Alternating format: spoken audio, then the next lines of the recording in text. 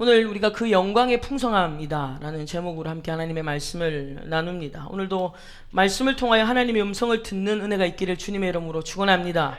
여러분, 우리는 무엇보다도 하나님을 알아가기를 힘써야 합니다. 우리의 신앙의 핵심, 신앙생활의 핵심이 비본질적인 것에서 우리의 모든 에너지가 뺏겨서는 안 되고, 우리의 신앙의 본질, 하나님을 알아가는 일에 여러분 우리가 힘써야 될 줄로 믿습니다. 그러나 우리가 하나님을 알아감에 있어서 우리는 유한합니다. 이 유한한 우리가, 제한적인 우리가 무한하신 하나님을 다 알 수 있는가 하면 그렇지는 않습니다. 그럴 수도 없습니다. 마치 우리가 하나님을 알아가는 것을 이렇게 비유합니다. 맹인이 코끼리를 만지는 것과 같다, 코끼리를 더듬는 것과 같다라는 그런 비유를 듭니다. 상상해 보십시오. 맹인 5이 코끼리 한 마리에 달라붙어 있습니다. 한 사람은 꼬리를 잡고 있고, 한 사람은 다리를 잡고 있고, 하나는 귀를 잡고 있고, 하나는 몸통을 만지고 있고, 하나는 코를 잡고 있어요. 서로가 자기가 만진 코끼리가 코끼리다라고 얘기할 거 아닙니까? 귀를 만진 맹인은, 야, 코끼리를 만졌더니 얇더라, 날씬하더라, 근데 조금 넓적하더라. 꼬리를 만진 이제 코끼리를 만진 이제 맹인은 뭐라고 말해요? 정말 날씬하더라, 너무 날씬하다. 근데 여러분, 다리를 만진 맹인을 생각해 보시죠. 이게 날씬하다고. 다리가 얼마나 큰지 몰라요, 여러분. 그리고 몸통을 만진, 그리고 코를 만진, 각자 만진 부위가 다 다릅니다. 그래서 내가 만진 게 코끼리라고 상상하지만, 그러나 그 모든 것이 합력하여 코끼리가 되는 거죠. 그런데 우리가, 이 유한한 우리가 무한하신 하나님을 알아가는 것은 마치 그와 같다라는 거예요. 그래서 우리는 내가 경험한 것으로 결코 무엇을 다 아는 줄로 생각하면 안 된다라는 거예요. 내가 만난 하나님, 내가 경험한 하나님이 전부다. 그래서 다른 사람이 만난 하나님을 우리가 함부로 무시하거나 멸시해서는 안 된다라는 것이죠. 그래서 바울이 그런 얘기를 하는 거예요. 여러분, 우리가 고린도전서 8장을 같이 한번 찾아보겠습니다. 고린도전서 8장 2절의 말씀만 한 절 읽겠습니다. 고린도전서 8장 2절에 보면 바울이 우리에게 이렇게 경고를 합니다. 272페이지 신약성경 고린도전서 8장 2절 같이 한 절 읽겠습니다. 만일 누구든지 무엇을 아는 줄로 생각하면 아직도 마땅히 알 것을 알지 못하는 것이요. 아멘. 만일 누가 무엇을 안다라고 생각하는 것은 아직까지 아는 것을 모르는 것이다. 여러분, 이 얘기를 소크라테스 철학자 소크라테스도 같은 말을 했어요. 우리가 잘 아는 네 자신을 알라, 너 자신을 알라라는 말이 바로 이런 의미입니다. 너 자신을 알라라는 소크라테스 철학자의 얘기는 네가 아무것도 모른다는 사실을 알아야 된다라는 거예요. 네가 안다라는 것을 아는 게 아니라, 인간은 아무것도 모른다, 안다라고 아무리 까불어도 인간은 아무것도 모르는 존재라는 것을 알아야 된다라는 것인데, 바울이 그런 얘기를 하는 겁니다. 만일 누구든지 무엇을 아는 줄로 생각하면 아직도 마땅히 알 것을 알지 못하는 것이다. 아, 내가 이제 좀 알겠다, 내가 좀 하나님 알겠다, 내가 좀 알겠다. 여러분, 분명히 얘기합니다. 선줄로 생각하면 넘어진다라는 거예요. 선줄로 생각하면 넘어진다라는 것이죠. 그래서 저와 여러분들은요, 하나님을 알아가되 우리는 평생에 걸쳐서 겸손히 하나님을 알아가기를 힘써야 될 줄로 믿습니다. 무한하신 하나님을 유한한 우리가 다 할 수 없다라는 거죠. 우리는 평생에 걸쳐서 하나님을 알아가기를 힘써야 돼요. 그래서 호세아 선지서가 뭐라고 얘기합니까? 호세아서 6장 3절에 우리에게 이렇게 얘기합니다. 우리가 여호와를 알자, 힘써 여호와를 알자. 하나님을 힘써서 평생에 걸쳐서 겸손하게 그분을 알아가기를 힘써야 된다라고 얘기를 하면서 6절 하반절에는 이렇게 얘기해요. 번제보다 하나님 아는 것을 원하노라.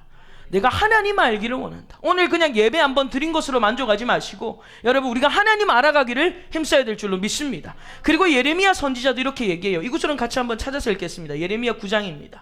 예레미야 9장 23절에서 24절의 말씀을 한 절 같이 보겠습니다. 예레미야 9장 23절에서 24절의 말씀, 구약성경 1066페이지고요. 1066페이지 예레미야 9장 23절 24절 같이 읽겠습니다. 여호와께서 이와 같이 말씀하시되, 지혜로운 자는 그의 지혜를 자랑하지 말라, 용사는 그의 용맹을 자랑하지 말라, 부자는 그의 부함을 자랑하지 말라. 자랑하는 자는 이것으로 자랑할지니 곧 명철하여 나를 아는 것과 나 여호와는 사랑과 정의와 공의를 땅에 행하는 자인 줄 깨닫는 것이니라. 나는 이 일을 기뻐하노라. 여호와의 말씀이니라. 아멘. 할렐루야. 주님께서 너희는 너희 지혜나 너희의 부함이나 너희의 용맹함을 자랑하지 말고 너희는 하나님 알기를 힘써야 된다라는 거예요. 하나님 알기를 힘써야 된다. 그러면서 주님께서 하시는 말씀이 뭐냐면 24절 마지막에 뭐라고 말합니까? 나는 이 일을 기뻐하노라. 너희가 명철하고 너희가 하나님 아는 것을 자랑할 때 주님이 그것을 기뻐한다 라고 우리 가운데 말씀하십니다. 오늘 이 시간도 하나님의 기쁨이 되시기를 주님의 이름으로 축원합니다. 하나님이 기뻐하시는 일은 하나님 자신을 알아가기를 힘쓰는 것. 주님을 알기 원합니다. 주님을 알기 원합니다. 여러분, 주님이 그것을 기뻐하신다라는 거예요. 그런데 여러분, 우리가 누군가를 이 알아감에 있어서 중요한 것이 있어요. 우리가 누군가를 알아감에 있어서 우리는 누군가를 알아갈 때에 그 사람이 무슨 일을 하는지, 그 사람의 업적이 뭔지, 여러분, 우리가 이것을 알려고 하기보다 우리는 먼저 그 사람이 어떤 사람인지, 그 사람의 성품을 알아가는 것이 훨씬 더 중요한 일입니다. 누군가가 여러분을 알고자 하는데 직업이 뭐예요? 여러분, 재산이 얼마나 있어요? 어디 살아요? 아파트 어디 살아요? 우성 살아요? 우와! 경보 살아요? 여러분, 이런 걸로 우리는 판단하려고 해요. 그런데 그 사람을 알아간다는 것은 그 사람의 업적이나 그 사람의 이력을 가지고 논할 수 있는 부분이 아니다라는 거죠. 누군가를 알아간다라는 것은 그분에 대하여 그분의 성품을 알아가는 것이 훨씬 더 중요한 일입니다. 여러분, 우리가 주변에서 누군가에게 누군가를 인정할 때 이런 얘기를 하죠. 저 사람 참 진국이야. 여러분, 이런 얘기 하시죠? 저 사람 진짜 진국이다. 여러분, 이런 얘기 좀 들어보셨어요?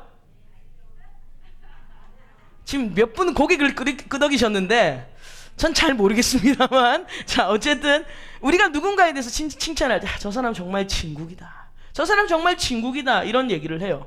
여러분, 우리가 누군가에게 진국이다라고 말하는 것은 그 사람의 진가를 알았다라는 거잖아요. 그 사람의 진가를 알아봤다라는 것인데, 우리가 누군가의 진가를 알아봤다라는 것은 여러분, 그 사람이 무슨 일을 하는 사람인지, 그 사람이 가진 재산이 얼마인지, 그 사람의 능력이 얼마인지를 말하고 있는 것이 아니지 않습니까? 우리가 저 사람 정말 진국이야 라고 그렇게 그 사람의 진가를 칭찬하는 것은 그 사람의 성품을 경험했을 때, 그 사람의 성품을 우리가 만났을 때 그에게 돌리는 최고의 칭찬이, 저 사람 경험해보니까, 내가 겪어보니까 정말 진국이다, 정말 괜찮은 사람이다 라고 그렇게 칭찬을 하는 겁니다. 여러분, 이처럼 우리가 하나님을 알아감에 있어서도 마찬가지예요. 우리가 하나님을 알아감에 있어서 하나님께서 어떤 능력을 갖고 계시는지, 그리고 하나님이 그 능력을 가지고 나에게 뭘 주실 수 있는지, 여러분, 이것을 알기 전에 그분이 어떤 분인지를 아는 것이 더 중요합니다. 그분의 성품이 어떠하며 그분이 어떠한 분이신지를 알아가는 것이 더 중요하다라는 거예요. 여러분, 그런 의미에서 우리가 지난 시간에 하나님께서는요, 이 본문 우리가 읽었던 22절에 보면, 여러분 오늘 본문으로 돌아가시면 하나님께서는 어떤 성품을 가지고 계신가 봤더니 22절에 하나님께서는 이 진노의 그릇을 향하여서 오래 참아주시는 분이시더라는 거예요.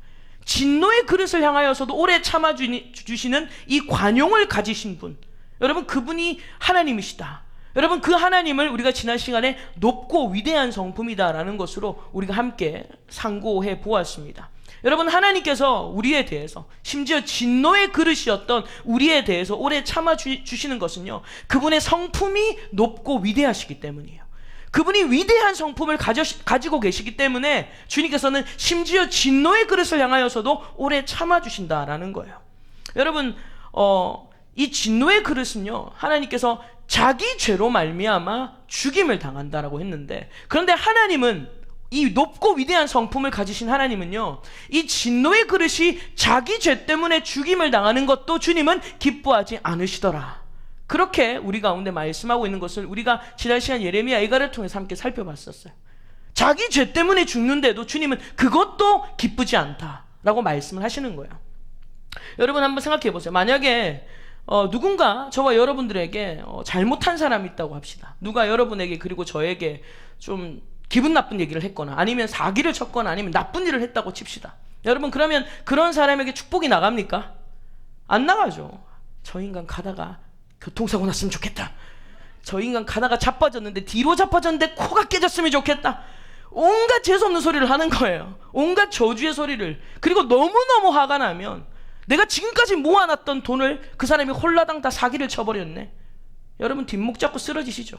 그러면서 저 인간도 뒤졌으면 좋겠다, 저 인간도 죽었으면 좋겠다, 하늘에서 벼락이 떨어져서 저 인간만 맞았으면 좋겠다. 우리는 그렇게, 여러분, 그 우리에게 잘못한 사람이 있으면 그 상대방에게 나쁜 소리라고 저주를 퍼붓는 소리를 우리는 쉽게 합니다. 근데 여러분, 하나님은요, 당신을 배반하고 그리고 당신을 반역한 자들이 자기 죄 때문에 죽임을 당하는 걸 보면서도 하나님은 나는 그것이 기쁘지 않다. 우리가 에이 거짓말. 우리는 그렇게 생각해요. 왜? 우리 수준이 그 모양이라서 그래요. 근데 하나님은 나는 그들이 자기 죄 때문에 죽는데 나는 기쁘지 않다. 나는 그들이 자기 죄 때문에 고생을 당하는 거지만 나는 기쁘지 않다. 여러분, 주님이 우리가 고난당하는 것을 기뻐하지 않습니다. 우리가 어려움 속에서 힘들어하는 것을 주님은 기뻐하지 않으세요. 그런데 우리는 착각해요. 하나님, 내가 고난당하니까 기분 좋습니까? 내가 내 죄 때문에 고난당하니까 기분 좋으세요? 우리는 그렇게 하나님을 향하여 반문하지만 하나님은 우리가 고난당하는 것, 심지어 우리 죄 때문에 고난당하는 것 주님은 기뻐하지 않으신다. 여러분, 그분의 위대한 성품이에요. 우리 같은 자들이 어떻게 하나님의 그 위대한 성품을 다 이해할 수 있겠냐라는 거예요. 여러분, 오늘 본문을 보면요, 하나님은 진노의 그릇을 향해서 오래 참으시는 하나님, 그 하나님을 통해서 우리는 하나님의 진정한 가치, 그분의 진가를 발견할 수 있죠. 그리고 또한 여러분 23절에 보면 주님의 어떤 성품을 발견할 수 있냐면 23절 같이 읽겠습니다. 또한 영광받기로 예비하신 바 긍휼의 그릇에 대하여 그 영광의 풍성함을 알게 하고자 하셨을지라도 무슨 말을 하리요. 여러분, 이 말씀을 통하여 하나님의 어떤 성품을 알 수 있냐면 주님은 진노의 그릇을 향하여 오래 참으시는 관용함을 볼 수 있고, 또한 긍휼의 그릇을 향하여서는 주님께서는 그 영광의 풍성함을 알게 하신다는 거예요. 여러분, 하나님은 우리에게 생명을 주시되 어떻게 주세요? 풍성히 주시는 분이에요. 내가 온 것은 양으로 생명을 얻게 하고 더 풍성히 얻게 하려 함이라. 주님은 우리에게 풍성을 알게 하시려고, 여러분, 이 하나님을 통해서 하나님의 진가를, 여러분, 그분의 진정한 가치를 알 수 있게 된다는 거예요. 여러분, 이 두 구절을 통해서 우리가 결론지어 생각할 수 있는 게 뭡니까? 하나님은 크고 위대하실 뿐만 아니라 그분은 측량할 수 없는 풍성함과 부요하신 분이시다라는 거예요. 우리가 측량할 수 없는 풍성이 그 안에 있어요. 여러분, 부자들이 가지고 있는 부는요, 우리가 측량할 수 없는 그런 돈이 있다고 하더라고요. 얼마 전에 이혼했던 그 세기의 커플이 있었지 않습니까? 한국에. 누구라고 얘기하진 않겠습니다. 연예인 중에서. 그 커플이 가진 재산만 해도 1,000억인가 그렇대요. 놀라지도 않아요. 우리 교회 안 놀라기로 유명한 거 알아요. 제가 오시는 강사님마다 그러시더라고요. 도대체 이 교회는 뭐라고 얘기를 해야 놀래나. 여러분, 1,000억, 에이, 뭐 별거 아니잖아요, 그렇죠? 여러분, 1,000원 아니에요. 혹시 1,000원으로 들으셨을까봐 1,000억. 예, 재산이 두 사람이 합쳐서 재산이 1,000억이래요. 여러분, 우리는 뭐 그 돈을 측량할 수도 없죠. 늘 보는 게 우린 1,000원인데 1,000억 뭐 가늠도 안 됩니다. 가늠도 안 돼요. 그 정도로 연예인들, 여러분, 정말 헐리우드라든지 아니면 이런 연예인들은요, 우리가 생각할 수 없는 그런 엄청난 측량할 수 없는 부를 가지고 있는데, 여러분, 하나님의 부요함은요, 그것과 비교할 수 없습니다. 가히 우리가 들어보지도 못한 단위, 여러분, 우리가 생각할 수 없는, 그래서 성경에 나오는 요한계시록에 보면요, 천국에 있는 이 보석들의 이름들이 즐비하잖아요. 이름들이 쭉 나오잖아요. 우리는 듣도 보도 못한 보석들이 거기 다 나와 있어요. 우리가 기껏 해봤자 제일 비싸다고 아는 보석이 뭐예요? 그렇죠, 다이아몬드. 그렇죠, 다이아몬드. 우리는 이 정도예요. 다이아 하나 여기 박으면 그냥 머리가 아파요. 맨날 머리가 아프고 손가락을 깨물고 싶어요.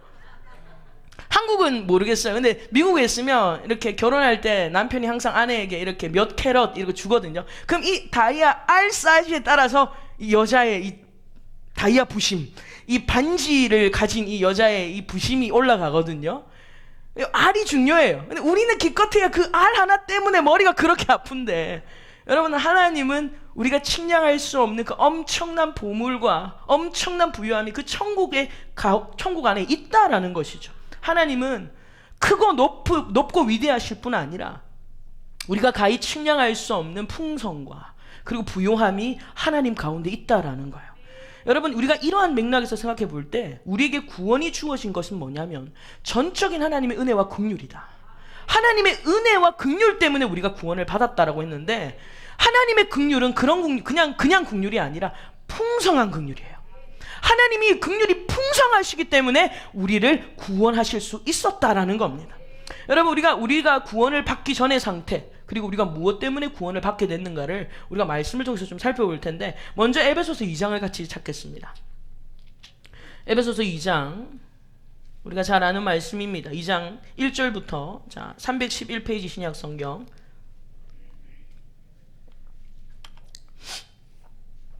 311페이지 2장 1절부터 3절 같이 읽겠습니다. 그는 허물과 죄로 죽었던 너희를 살리셨도다. 그때에 너희는 그 가운데서 행하여 이 세상 풍조를 따르고 공중의 권세 잡은 자를 따랐으니 곧 지금 불순종의 아들들 가운데서 역사하는 영이라. 전에는 우리도 다 그 가운데서 우리 육체의 욕심을 따라 지내며 육체와 마음에 원하는 것을 하여 다른 이들과 같이 본질상 진노의 자녀이었더니. 아멘. 여러분, 우리가 구원받기 전의 상태가 무엇인가 하니까, 여러분, 우리는 허물과 죄로 죽었던 상태, 시체라고 말씀을 드렸고요. 우리가 그때는 3절에 보면 육체의 욕심을 따라 지내고 육체와 마음이 원하는 것을 하면서 다른 이들과 같이 본질상 우리는 어떤 자녀였다? 진노의 자녀였다라는 거야. 여러분, 우리는 진멸받아 마땅한 자입니다. 우리는 진노의 자녀였다라는 거예요. 그런데 그랬던 우리를 무엇이 구원했냐라는 거예요. 4절입니다. 4절부터 7절 같이 읽습니다. 긍휼이 풍성하신 하나님이 우리를 사랑하신 그 큰 사랑을 인하여 허물로 죽은 우리를 그리스도와 함께 살리셨고 너희는 은혜로 구원을 받은 것이라.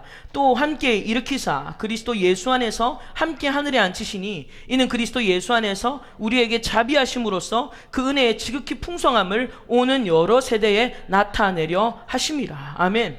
여러분, 진노받아야 되는데, 우리는 진멸받아야 되는데, 그 진노의 자녀인 우리를 구원한 것이 무엇인가 했더니 4절이 뭐라고 얘기하고 있어요? 긍휼이 풍성하신 하나님이, 그냥 하나님이 아니라 그분의 성품을 보여주고 있는 겁니다. 그분은 우리를 긍휼히 여기시는데 그냥 긍휼히 여기시는 것이 아니라 그분 안에는 긍휼이 풍성하시다라는 거예요. 그분의 긍휼의 풍성함이 오늘 저와 여러분들을 구원한 것이지 우리의 행위로 구원받은 것이 아니다. 그것을 우리 가운데 말씀해 주고 있는 거죠. 한 구절 더 찾아보겠습니다. 디도서 3장입니다. 디도서 3장. 디모데전후서 뒤에 있습니다. 디모데후서 뒤에 디도서 3장 3절부터 보겠습니다. 349페이지 신약성경 디도서 3장 3절 349, 350 이렇게 있습니다. 디도서 3장 3절을 보면요, 우리가 구원받기 전의 상태를 에베소서랑 비슷하게 표현을 하는데 이렇게 표현합니다. 3장 3절 같이 읽습니다. 우리도 전에는 어리석은 자요, 순종하지 아니한 자요, 속은 자요, 여러가지 정욕과 행락의 종로로 탄 자요, 악독과 투기를 일삼은 자요, 가증스러운 자요, 피차 미워한 자였으나 우리의 이전의 모습, 진노의 자녀로 살아갈 때 모습이다라는 거예요. 근데 이러한 우리를 무엇이 구원했냐? 여러분, 4절부터 7절까지 같이 읽겠습니다. 우리 구주 하나님의 자비와 사람 사랑하심이 나타날 때에 우리를 구원하시되 우리가 행한 바 의로운 행위로 말미암지 아니하고 오직 그의 긍휼하심을 따라 중생의 씻음과 성령의 새롭게 하심으로 하셨나니 우리 구주 예수 그리스도로 말미암아 우리에게 그 성령을 풍성히 부어주사 우리로 그의 은혜를 힘입어 의롭다 하심을 얻어 영생의 소망을 따라 상속자가 되게 하려 하심이라. 아멘. 여기서도 우리를 구원한 것은 하나님의 풍성하심이다. 그분의 풍성하심이, 그분의 긍휼의 풍성하심이 여러분 우리를 구원한 것이지, 이 구원의 자격이나 조건을 우리에게선 찾아볼 수 없다라는 것을 우리가 다시 한 번 더 확인할 수 있다라는 거예요. 여러분, 이처럼 이 세상의 온 인류를 구원하시는, 온 인류를 향하여 구원을 베풀고자 하시는 여러분 하나님의 그 긍휼의 풍성함은요, 우리가 가히 측량할 수 없는 단계다라는 거예요.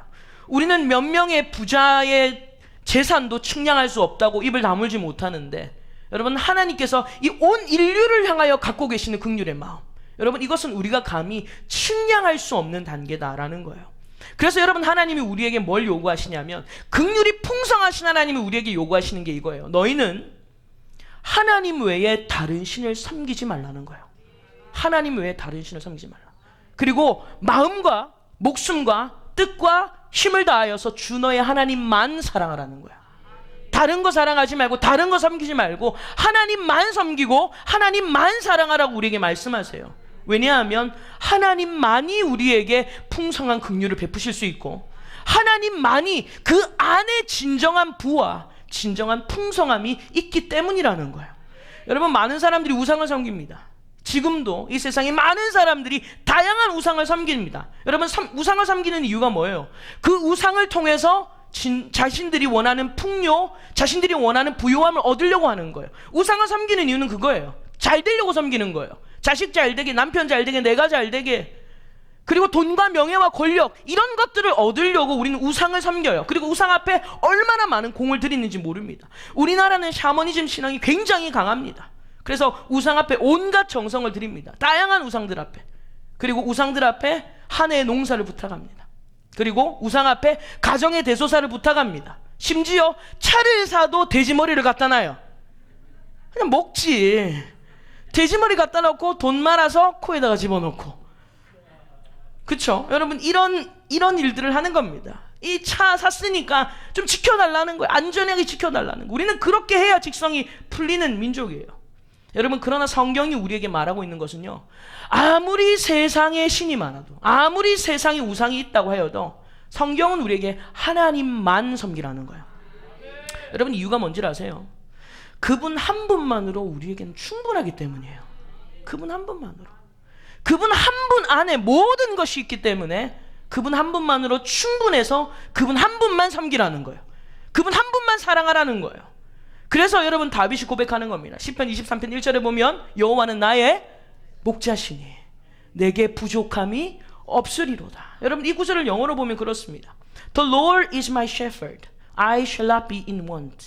이게 무슨 말이냐면 똑같아요. 여호와는 나의 목자시다. The Lord is my shepherd, I shall not be in want가 뭐냐면 나에게는 더 이상 원하는 것이 없습니다. 직역하면 그래. 나는 더 이상 원하는 것이 없습니다. 그 말은 뭐예요? 하나님만으로 충분합니다. 하나님만으로 enough, 충분합니다. 그런 고백이지 않겠습니까? 여러분, 우리가 시편 34편을 같이 한번 찾아보겠습니다. 시편 34편입니다. 다윗이 이런 고백을 또 하고 있는 거예요. 34편 9절에서 10절의 말씀을 보면 구약성경 825페이지입니다. 시편 34편 9절에서 10절의 말씀, 우리 크게 같이 읽겠습니다. 너희 성도들아, 여호와를 경외하라. 그를 경외하는 자에게는 부족함이 없도다. 젊은 사자는 궁핍하여 줄일지라도 여호와를 찾는 자는 모든 좋은 것에 부족함이 없으리로다. 아멘. 할렐루야. 여러분, 그를 경외하는 자는 부족함이 없고, 그리고 10절에 보면 여호와를 찾는 자는 모든 것에 부족함이 없으리로다. 모든 좋은 것에 부족함이 없으리로다. 하나님은 우리에게 째째하게 주시는 분 아니에요. 주님 주셔도 풍성히 주시고 우리 주님은 좋은 것 주시는 분이십니다. 믿으세요? 여러분, 그래서 주님께서 우리에게 여호와를 경외하는 자에게는 하나님 안에 있는 부요함과 풍성함이 흘러나오게 된다. 근데 여러분, 중요한 것은 우리는 부족함이 없다, 모든 좋은 것을 주신다는 것에만 관심이 가지 그분을 경외해야 된다, 그분을 찾아야 된다라는 것은 아니라게 생각해요. 이것은 가볍게 무시하고 부족함이 없다, 그 다음에 좋은 것을 준다, 이런 것만 포커스를 맞추지만, 그러나 여러분, 조건부예요. 여러분들이 여호와를 경외해야 됩니다. 그리고 하나님께서 여러분들이 하나님을 찾아야 그분이 우리에게 좋은 것을 주시겠다. 물론 구원은 다릅니다. 구원은 하나님이 일방적으로 주신 것이지만 하나님의 자녀가 된 저와 여러분들은요, 구해야 돼요. 그분께 찾아야 됩니다. 그리할 때 주님께서 우리를 부족함 없이 채워주시겠다, 이렇게 고백을 하고 있는 거예요. 여러분, 왜냐하면 그리스 로마 신화 여러분 이야기들 아십니까? 이 신들의 이야기가 굉장히 많은데 그리스 로마 이야기부터 시작해서 지금까지 이 온 세계가 숭배하는 신들이 굉장히 많죠. 다양한 신들, 듣도 보도 못한 여러분 그런 신들이 이 세상에 굉장히 많이 있습니다. 근데 여러분, 세상에 온갖 종류, 우리가 측량할 수 없는 신들의 이름이 있다 하여도 하나님은요, 한 분으로 충분하시다는 거예요. 하나님 한 분으로 충분하시다라는 거예요. 제가 1년에 한 번씩 일본 선교를 다녀오는데 일본에 가서 제가 많은 것을 뭘 봤냐면 동네마다 크고 작은 신사들이 굉장히 많아요. 신사들이 굉장히 많고, 그리고 거기에 숭배되는 일본의 인구가 정확하게 잘 모르겠는데 일본 인구들, 그 일본인들이 숭배하는 신이 무려 800만 가지라고 합니다. 800만 가지. 그러니까 한 사람, 거의 여러분 한 도시의 인구만큼 되는 여러분 이 신들을 섬기고 있는 거죠. 800만 가지의 신들을 섬기는 거예요. 다양한 신들을 섬깁니다. 제가 태국에도 가보고 뭐 중국에도 가봤는데, 그래서 그곳에도 길거리에 가면요, 온갖 신들의 형상들을 놔두고 그 앞에 뭐 음식이나 이런 것들을 놔두고 절을 하는 것을 그냥 쉽게 볼 수 있어요. 여러분, 한국 사람들도 참 그렇죠. 일본인들도 그렇더라고요. 신들을 찾아갑니다. 그런데 신사들이 많은데 신사마다 비는 목적이 다 달라요. 이 신사에게 가면 가정의 행복을 빌어다 주는 신. 그 다음에 또 다른 신사에 가면 이 우상에게는 내 학업의 문제, 자녀의 학업의 문제, 아니면 이쪽으로 가면 뭐 건강의 문제, 아니면 사업의 성공의 문제, 아기가 깨다, 여러 가지 다양한 신사들이 그냥 질비해 있는 것을 보게 됩니다. 그래서 일본 사람들은요, 우상을 뭐 자연이나 아니면 뭐 조상을 신으로 섬기는 경우도 있고, 심지어는 유력한 정치인들도 신으로 섬겨요. 그리고 유명한 학자들도 신이 되기도 합니다. 그 정도로 많은 신들이 일본에 있어요. 각가지 소원들을 각가지 신 앞에서 빚는 거예요. 그리스 로마 신화도 그렇더라고요. 제가 그리스 로마 신화 그 책을 보는데 보면 신들의 이름이 되게 많습니다. 그런데 신들의 이름이 다양하지만 그 신들마다 가지고 있는 능력은 거의 다 한두 가지예요. 한두 가지. 뭐 헤라, 뭐 아름다운 미의 여신이라든지, 아니면 여러분 화장품 쓰시잖아요, 헤라. 그거 다 신 이름이에요, 그거. 심지어 여러분 바카스, 그것도 신 이름입니다. 술이라는 술의 신이에요. 어쨌든 여러분 이 신들의 이름이 굉장히 다양한데, 근데 거의 신들이 가지고 있는 능력이 한두 가지예요. 그 신들 앞에 가서 미를 달라. 헤라 앞에 가서 내 이쁘게 해줘라. 또 저기 가가지고 또 다른 신한테 비는 거예요. 신들 앞에 가서 각가지 원하는 것을 우리는 빕니다. 공을 들여요. 근데 여러분, 하나님은 그 모든 신들보다 뛰어나실 뿐만 아니라 그분은요, 한 분만으로 충분하세요. 그 하나님 안에 모든 것이 있다는 거예요. 그래서 우리가 그분을 뭐라고 부르냐면 만왕의 왕이다, 만주의 주다. 세상에 많은 왕이 있어도 The King of Kings, 왕들 중에서도 The King이라는 거예요. The Lord of the Lords. 많은 주인들이 있어도 그 가운데 가장 최고의 주인이 하나님이시다 라는 것으로 우리가 하나님을 고백하는 겁니다. 여러분, 그 하나님께서 오직 하나님만 사랑해라, 그리고 하나님만 섬겨라, 그리고 하나님의 말씀만 듣고 순종해라 라고 말씀하시는 이유는요, 그분 안에 모든 풍성함과 부요함이 있기 때문이라는 거예요. 여러분, 신명기 28장을 한번 찾아보세요. 신명기 28장.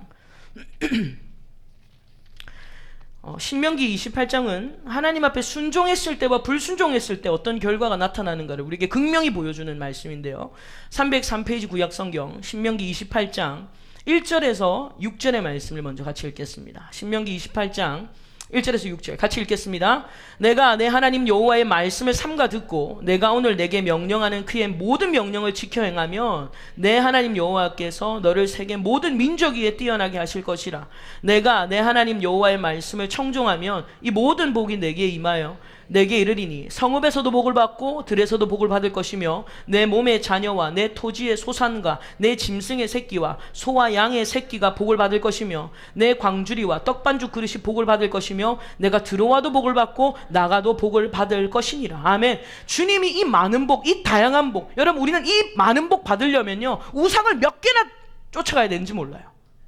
얼마나 다양한 신들을 찾아가야 되는지 몰라요. 그 앞에 얼마나 많은 공을 들이고 얼마나 돈을 써야 되는지 몰라요. 그런데 하나님 안에 다 있습니다. 주님이 조건을 달아요. 1절에 뭐라고요? 너희가 여호와의 말씀을 삼가 들어라.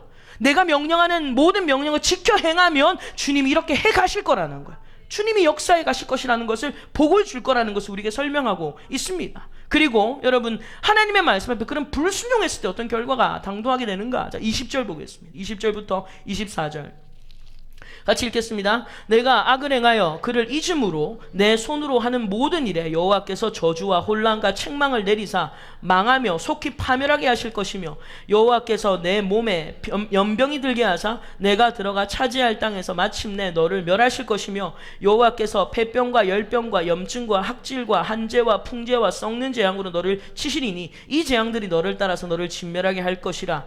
내 머리 위에 하늘은 노시 되고 내 아래의 땅은 철이 될 것이며 여호와께서 비 대신에 티끌과 모래를 내 땅에 내리시리니 그것들이 하늘에서 내 위에 내려 마침내 너를 멸하리라. 아멘. 하나님의 말씀 앞에 불순종함으로 오는 여러분 이러한 아픈 상황, 이러한 여러분 여러 가지 파멸되는 상황들을 우리가 볼 수 있는데, 이렇게 되는 이유가 뭐예요? 하나님의 말씀에 순종하지 아니하였을 때 오는 결과다라는 거예요.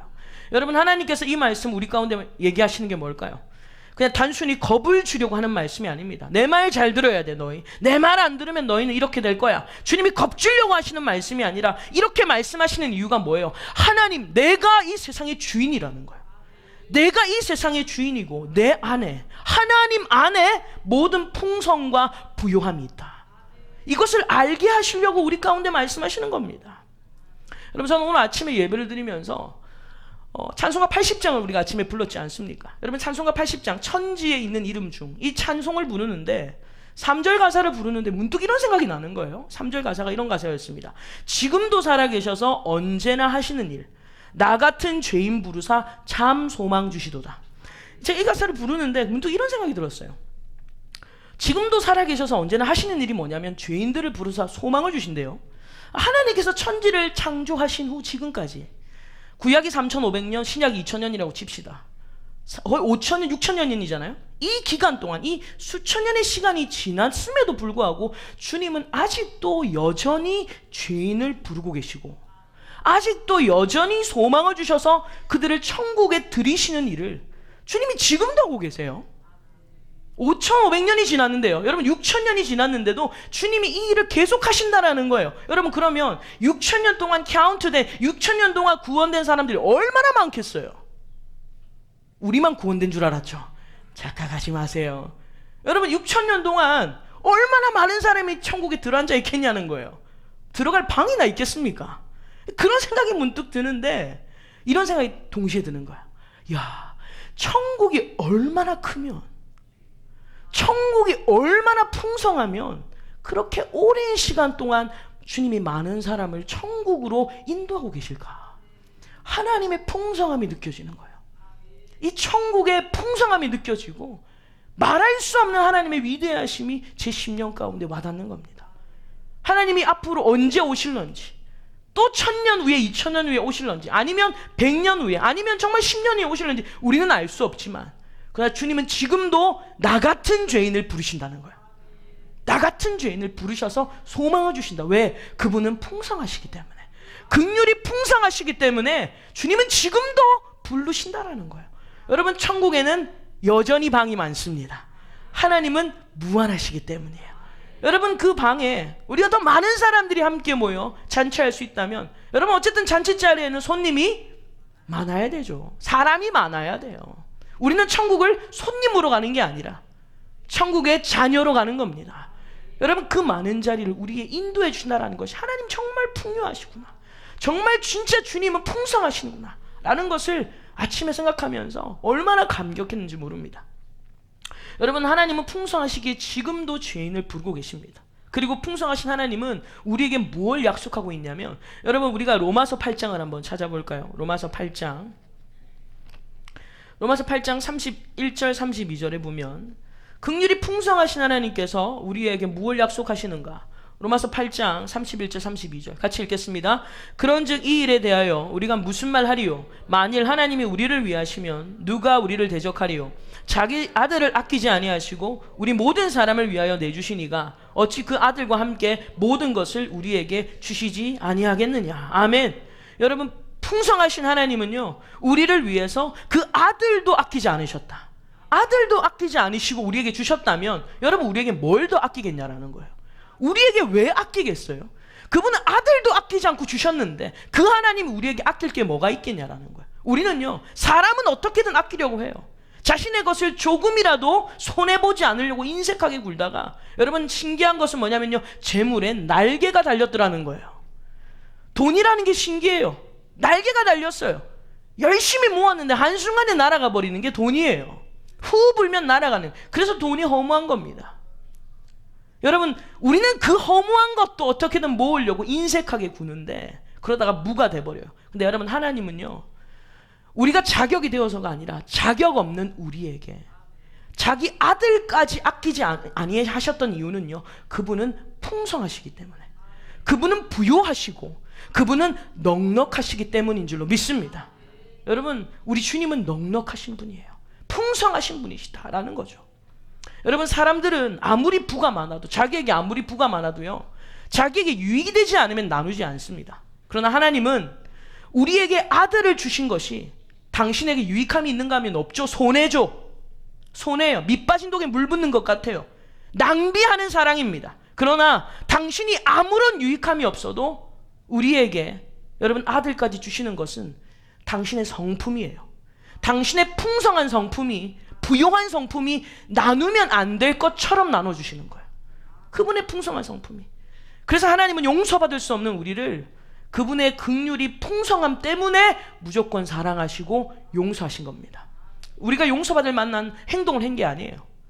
우리가 뭘 해서 주님께 용서함을 받은 게 아니라 그분의 긍휼이 풍성함 때문에 용서를 받은 겁니다. 마치 이런 거예요. 여러분, 하나님께서 야곱에게 나타나셔서 언약을 맺으시는데 창세기 28장을 한번 찾아보세요. 창세기 28장 10절에서 15절을 보면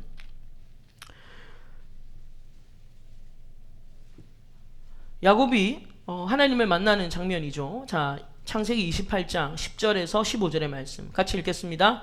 야곱이 브엘세바에서 떠나 하란으로 향하여 가더니 한 곳에 이르러는 해가 진지라. 거기서 유숙하려고 그곳에 한 돌을 가져다가 베개로 삼고 거기 누워 자더니 꿈에 본즉 사닥다리가 땅 위에 서 있는데 그 꼭대기가 하늘에 닿았고 또 본즉 하나님의 사자들이 그 위에서 오르락 내리락 하고 또 본즉 여호와께서 그 위에 서서 이르시되 나는 여호와니 너의 조부 아브라함의 하나님이요 이삭의 하나님이라. 내가 누워있는 땅을 내가 너와 내 자손에게 주리니 내 자손이 땅에 티끌같이 되어 내가 서쪽과 동쪽과 북쪽과 남쪽으로 퍼져나갈지며 땅의 모든 족속이 너와 내 자손으로 말미암아 복을 받으리라. 내가 너와 함께 있어 내가 어디로 가든지 너를 지키며 너를 이끌어 이 땅으로 돌아오게 할지라. 내가 내게 허락한 것을 다 이루기까지 너를 떠나지 아니하리라 하신지라. 아멘. 여러분, 지금 하나님께서 이 야곱에게 나타나시는데 야곱이 지금 이 엄청난 약속을 받을 만한 자격이 되는가 하면 그렇지 않아요. 그리고 뭐 야곱이 애원을 해서 이거 복 달라고 한 것도 아니에요. 그냥 하나님이 측량할 수 없는 풍성하심이 야곱을 먼저 찾아오신 겁니다.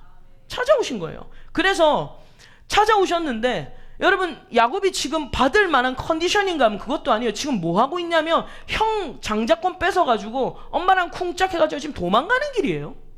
도망가는 길에 피곤한 거죠. 여러분, 도망가면 피곤합니다. 피곤해요. 그래서 밤에 잠을 자려고 몸을 좀 쉬게 하려고 돌을 하나 가져다가 거기다 베개를 삼아서 자는데 여러분, 주님이 대뜸 나타나셔가지고 다짜고짜 복 주시는 거예요. 너무 황당하지 않습니까? 다짜고짜 뭐 원했던 것도 아니고 복을 받을 만한 짓을 한 것도 아닌데 주님이 다짜고짜 나타나셔서 여러분 야곱에게 말씀을 하시는 거예요. 먼저 주님이 찾아오시는 겁니다. 그래서 여러분, 내가 하나님을 아는 것도 중요하지만 더 중요한 것은 하나님이 나를 아신다는 게 더 중요한 거예요. 내가 하나님을 많이 알아봤자 여러분, 하나님이 내가 너를 모른다 그러면 끝나는 거예요.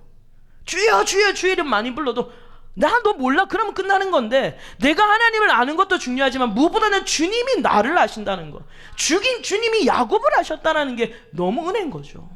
우리가 말씀 한 구절 찾아볼 거예요. 갈라디아서 4장을 한번 찾아보세요. 갈라디아서 4장 8절에서 9절을 보겠습니다. 갈라디아서 4장 8절에서 9절 307페이지입니다. 307페이지 신약 성경 갈라디아서 4장 8절에서 9절 같이 읽겠습니다. 그러나 너희가 그때에는 하나님을 알지 못하여 본질상 하나님이 아닌 자들에게 종로로 타였더니 이제는 너희가 하나님을 알 뿐 아니라 더욱이 하나님이 아신 바 되었거늘 어찌하여 다시 약하고 천박한 초등학문으로 돌아가서 다시 그들에게 종로로 타려 하느냐. 아멘. 우리는 원래 본질상 하나님이 아닌 자들에게 종로로 타면서 지냈어요. 근데 이제는 긍휼이 풍성하신 하나님 때문에 하나님을 알게 됐는데, 이게 중요한 게 아니라, 우리가 하나님을 아는 게 중요한 게 아니라 더욱이 하나님이 아신 바 되었다. 여러분, 이것이 더 중요한 겁니다. 우리가 하나님을 사랑하는 것도 중요하지만 하나님이 우리를 먼저 사랑하셨기 때문이라는 거예요. 이것이 구원의 성격이에요. 야곱이 나 구원시켜 주십시오, 하나님 앞에 저 좀 건져 주십시오, 저 좀 잘 살게 해주십시오, 애원한 게 아니었다라는 거예요. 주님이 먼저 찾아오신 겁니다. 찾아오셔서 다짜고짜 복을 주시고 다짜고짜 언약을 주시는 거예요. 이 엄청난 약속을 지금 여러분이 야곱이 받는 거예요. 야곱이 꿈을 꾸지 않습니까? 꿈을 꿉니다. 그런데 꿈을 꿨는데 눈을 뜨니까 자기 머리맡에 뭐가 있어요? 사닥다리가 하나 있거든요. 여러분, 야곱이 꿈을 꾸고 싶어서 꿨어요? 이제 한번 잠을 잘 볼 텐데, 이제 내가 하나님을 만날 것이다 상상하면서 꾸지 않아요. 아무리 꿈을 꾸고 싶어도 꿈이라는 건 내가 꾸고 싶어서 꾸는 게 아니라 꿔지는 겁니다. 꿈은 꿔지는 거예요. 자기가 원해서 된 게 아니다라는 거예요. 하나님이 꿈에 나타나셔서 머리맡에 사닥다리가 있는데, 여러분, 사닥다리를 놓는 이유가 뭐예요? 우리는 위에서 내려오려고 올려요? 내가 올라가려고 세웁니까? 그렇죠? 사닥다리를 놓는 이유는 내가 올라가려고 우리는 일반적으로 사닥다리를 세우는데, 이상해요. 이 사닥다리는요, 야곱이 하나님께로 가려고 세워놓은 게 아니라 하나님이 먼저 내려오시려고 사닥다리를 주님이 놓으신 거예요. 이게 구원입니다. 이게 구원의 성격이에요. 주님이 먼저 우리를 찾아오셨다. 주님이 먼저 우리에게 내려오셨다. 여러분, 이유가 뭡니까? 풍성하신 하나님이에요.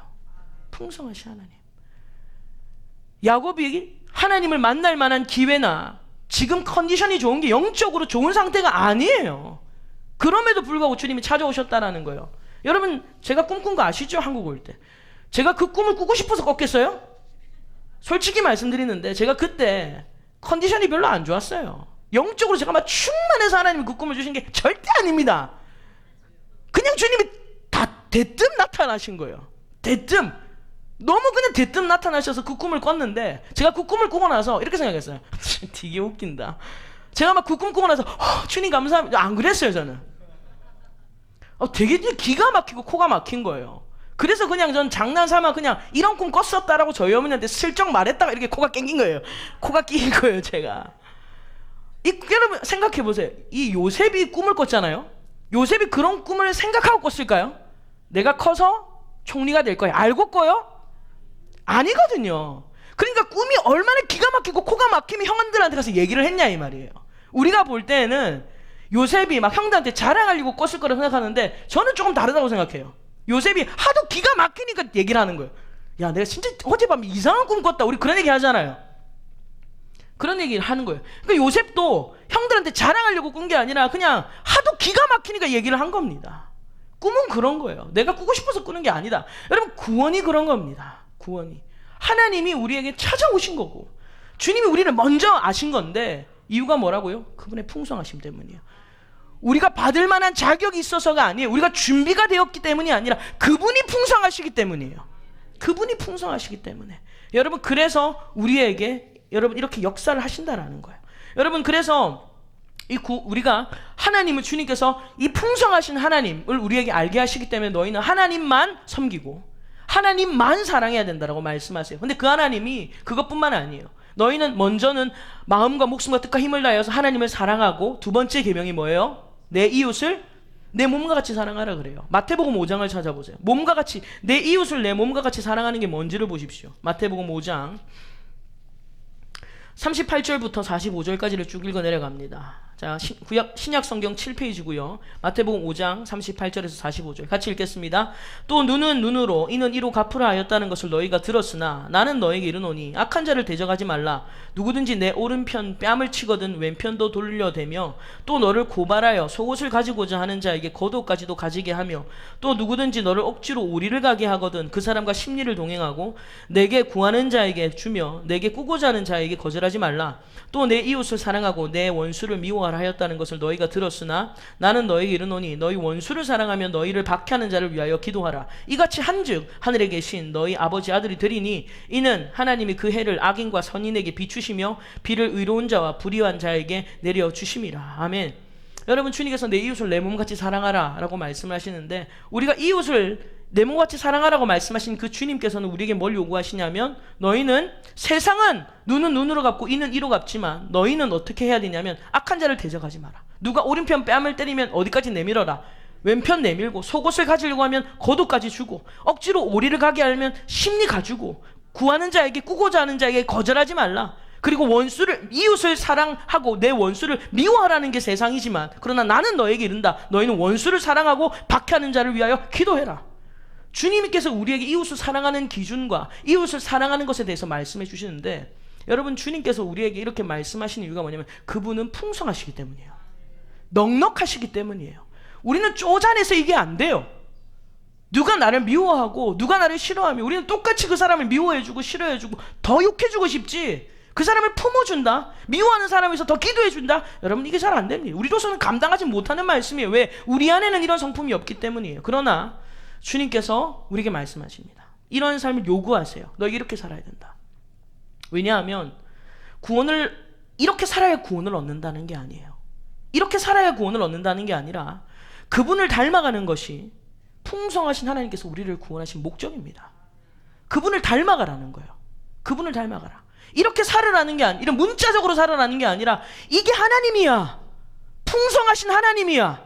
그래서 그분을 닮아야 된다는 거예요. 그분의 풍성하심을 닮아야 된다라는 거예요. 너희의 쪼잔한 마음, 너희의 좁디 좁은 속을 넓혀야 된다라는 거예요. 왜? 하나님이 넓으신 분이기 때문에. 그분이 풍성하신 분이기 때문에. 그래서 여러분, 결국 우리를 통해서 주님이 원하시는 것은, 우리를 구원하시는 이유가 뭐냐면, 에베소서 2장 7절 우리가 아까 전에 읽었는데, 여러분 2장 7절이 이렇게 됩니다. 이는 그리스도 예수 안에서 우리에게 자비하심으로써 그 은혜의 지극히 풍성함을 오는 여러 세대에 나타나려 하심이라. 우리에게 이렇게 살라고 요구하시는 이유는요, 우리를 통해서 여러분을 드러내는 게 아니라 하나님의 풍성함을 나타내려는 거예요. 그래서 우리가 이렇게 살아야 되는 이유는 다른 게 아니라 하나님이 풍성하시다는 걸 보여줘야 돼요. 하나님의 성품을 보여줘야 돼요.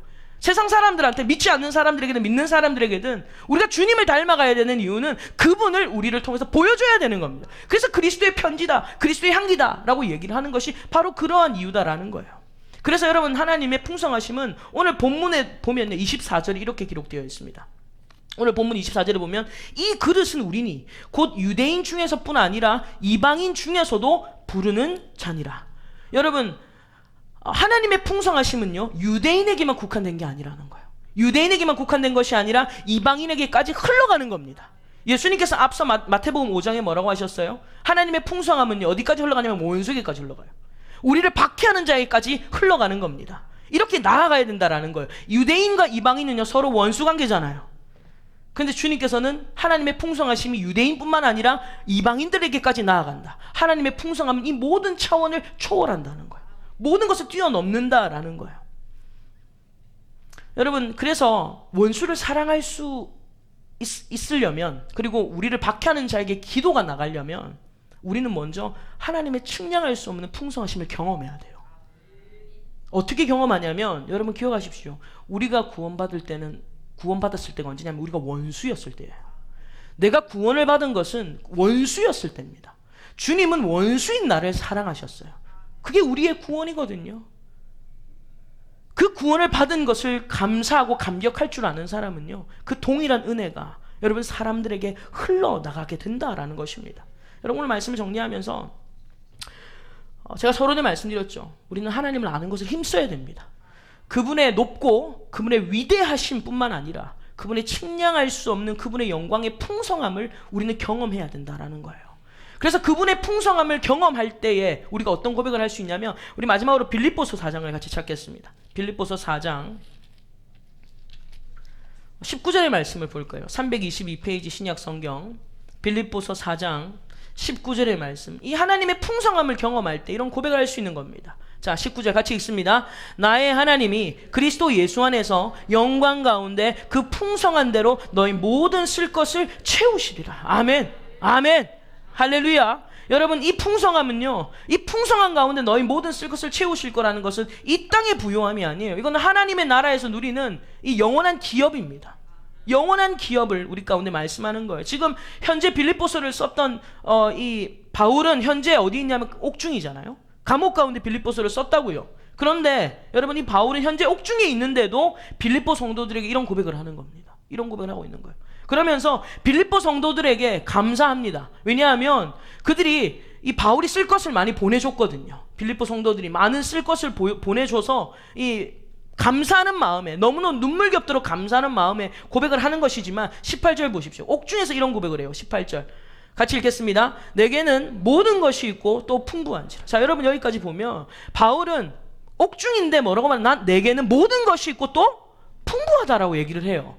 물론 여러분, 이 자신에게 성도들이 많이 도와줬기 때문에 지금 내게 충분하다라고 얘기하는 것, 그러한 의미도 물론 있지만, 근데 여러분, 바울이 얘기하는 내게는 모든 것이 있고 또 풍족하다라고 말하는 것은 다른 의미가 아니라 11절부터 13절 보십시오. 그 위로 올라가서 11절 13절 같이 읽겠습니다.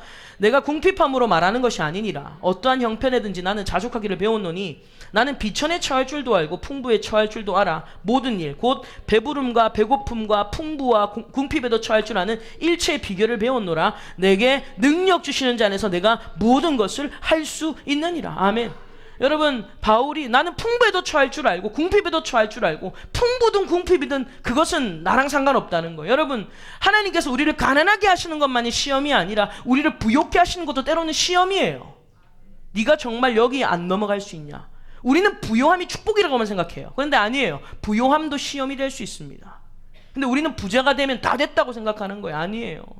둘 다 일체의 비결을 배우는 시험입니다.